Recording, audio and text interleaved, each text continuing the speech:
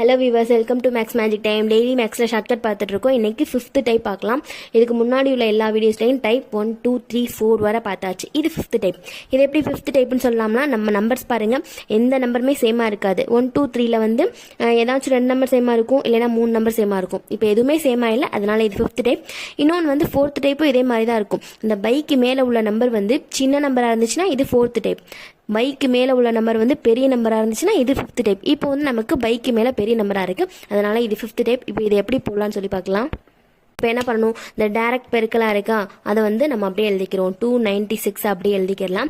Next இந்த side வந்துடணும், இங்கிட்ட முடிச்சுட்டு அப்படி இங்கிட்டு வந்துடணும். இங்கே 3 டிஜிட்டாக 39 இருக்கு, அப்போ 30 வந்து நம்ம ஆட் பண்ணிக்கிறணும். அவ்வளோதான் 5th டைப்னா ப்ளஸ் பண்ண போகிறோம். அதுக்கு முன்னாடி இந்த 296 கூட இந்த பைக்கு கீழே என்ன இருக்குது, 4 இருக்குது. அந்த 4 வந்து நம்ம கிராஸ் பண்ணி டிவைட் பண்ணி போடணும். டிவைட் பண்ணோன்னா நமக்கு 74 அப்படின்னு ஆன்சர் வரும். இப்போ இதை ப்ளஸ் பண்ணணும். 5th டைப்னால இந்த நம்பர் கூட நம்ம 74 ப்ளஸ் பண்ணி போட்டுறணும். அவ்வளோதான். மைனஸ் பண்ணுறதோட ப்ளஸ் பண்ணுறது ரொம்பவே ஈஸி. இப்போ இது ப்ளஸ் பண்ணோம் அப்படின்னா இந்த லாஸ்ட் 2 நம்பரை மட்டும் 74 மாற்றிடணும். அவ்வளோதான். ப்ளஸ் பண்ணோம்னா 296074 அப்படின்னு ஆன்சர் வருது. ஆப்ஷன் சியில் இருக்கு.